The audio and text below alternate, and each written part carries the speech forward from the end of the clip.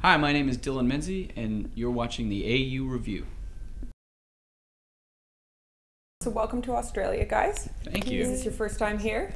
Yeah. Well, it's my first time. Kinley's been here a couple times, with other groups that she's played in. But yeah, it's my first time. Okay. So you guys have been touring with Melburns, the Audreys so far? Yeah. How's that been? It's been great. Yeah. It was. It's a little nerve-wracking because we hadn't actually met them before starting to tour with them. So when you get off. Well, we were in Sydney. And then when you get off a flight in Brisbane and you're supposed to meet a band that you've never met before and start in a place touring. You've never been. In a place I've never been. And just you meet them for the first time and everything was great. It was, Lovely. So where have you guys played so far? Well, we were in Cronulla for Australian Music Week.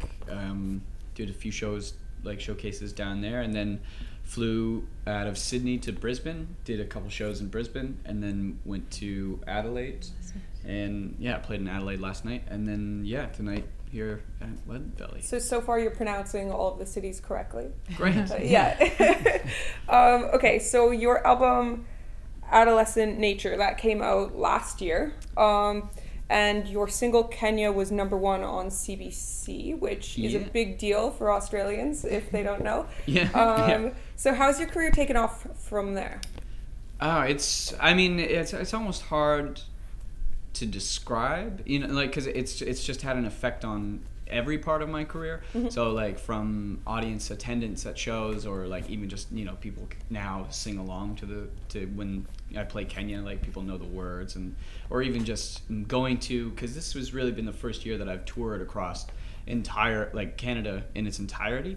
So first time I went to BC, and just to go to a new place and still have people recognize the music there it just was really great, and especially for attendance at shows and also from an industry standpoint too, just having festival, people that book festivals and other people recognize your name from being on CBC it's so in every aspect really has helped everything. So you've heard yourself come on the radio? Yeah. I haven't been in Canada, so I can't speak for it, but many times. It's it's a strange feeling to hear yourself. Usually I shut it off, I think. I don't, except for the very first time. No ego? No. It's just our moms usually text heard Kenya again. or friends, or Snapchatting. Somebody will say oh, I heard you on CBC today. That would never get old for me. I'd love it. I think it's just when you're in the studio and you are constantly running the song over and over again, and listening to it, more than any one person should ever listen to a song ever. You get sick of it. Yeah, so by the time it's on the radio, you've heard it, countless times, and it's just I know what this song is. Yeah. Until you haven't heard it in a long time, and then it becomes fresh again. You're like, oh yeah, I remember this song. It sounds good. It sounds pretty good. Like with any album, but it's your own. Yeah. So there were 3 years, I think, between your 2 albums. How did you find your creative process changed between the 2?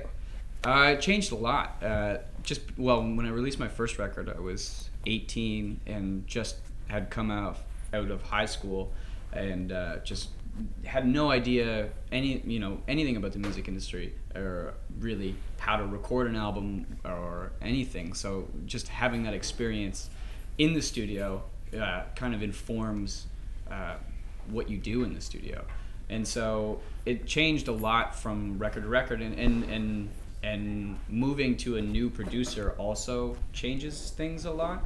And I wanted to experience. With the first record I did, it was with somebody on PEI, and it was great. But I wanted to experience something a little more regional instead of so localized. So I contacted somebody that I respected, and went over to Halifax in Nova Scotia to record the next one. And so just working with different people in a new place, even just that changes everything. So do you feel like you achieved everything you wanted to on this album? I'm really proud of it, but I don't think I achieved everything that I would want to achieve, because I don't know. That's why you gotta make the next record. Yeah, that's why I'm working on another one. Yeah, but I don't know if that's ever gonna happen. I hope it does, because I drive myself crazy recording and writing, but I don't know if it ever will. So, with an album that's sort of about finding yourself, especially given the title, you don't feel like you're there yet? You didn't find yourself yet? No, I didn't. I don't. I'm still trying to find out what I want to do. There's still time. Yeah, and you know, like sometimes I know what I want to do, and I do it, and then but I don't want to do the same thing again, so I'll do something different this next time, and try and grow a little bit again. So I read that you're influenced by Led Zeppelin. Yeah. And I honestly couldn't hear it that much until I obviously got to the cover. Yeah.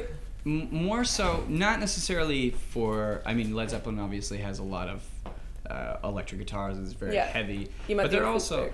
Yeah. But they're also. Yeah, I do love their acoustic stuff. But they're just eclectic and dynamic, and I really love dynamic music, and that was something that really drew me to Led Zeppelin, was how they bring it so far up. It's so climatic. They're up, and then they're way down, and or you know, like I mean, even the most iconic song does that. You know, like Stairway to Heaven. It's like a slow build for 7 minutes, and it just keeps getting more and more intense. Yeah. And like that dynamics, I just love. You know, playing with those. So are you gonna play any covers tonight? That one? No, I'm not. I don't think so. Well, I mean, who knows? I can't see it, but maybe. There's an old rule that for showcases and stuff, you don't do covers, because sometimes it goes like, you know, people don't want to hear them, or they're like, well, I mean, I came to hear you play your music, not somebody else's. I mean, I always want to hear Zeppelin, but maybe that's just that's just me. Well, well, I mean, there's a cover aspect to it. There's sing-along. There's a sing-along part that's kind of a cover. So yeah, we'll do a cover. Cool. So you've opened for Ron Sexsmith and Dallas Green. I think my mom knows Ron Sexsmith. Oh yeah? I remember saying like personally? that years ago. Or Something about mandolins. I don't know. But so I've heard Dallas Green's sort of a diva. Is that true? What was it like opening for him? Well, I mean, I don't know. Like, I wouldn't say. You're smiling. Yeah. I actually did a tour opening for his band in Australia a few years ago. Oh, yeah. And he's great. Yeah. Dallas, you're the best. You're a great guy. He's a really good storyteller. He was very entertaining. I thought he was awesome. Yeah. Maybe it's just rumors then. Yeah, I think so. Okay, so you've said that you don't like standing still creatively. So what's next? How are you going to one-up what you've already done? I just... I don't know. I feel like I've been writing a lot in terms of, like, I've just been writing a lot and changing the way that I write. And I think that informs just change. And I don't know, maybe it's not a step up, maybe it's a step sideways. But, like, it's different, that's for sure. And I think the songs are getting better, and the musicality of it is getting better. But yeah, I just... You know, as I grow older, I gather more influences and listen to different things and hear more music and want to try new things. And so, I feel like that just in itself will inform some growth and change and yeah. So can we expect a new album soon? Yeah, I think, well, I mean, I'm doing an acoustic record. Okay, cool. So it's like acoustic versions of the songs on Adolescent Nature with a few little surprises also on the record. But yeah, they're whole new arrangements of the songs and just new instrumentation, even new chords, and yeah, I'm excited about that. And then after that, I'm also, you know, writing for a new record as well, which hopefully should come out within the next year or so. Okay. Year or two. Cool. All right. Well, thanks for chatting with us, and good luck with the show tonight. Thank you. Thanks for having us. Yeah.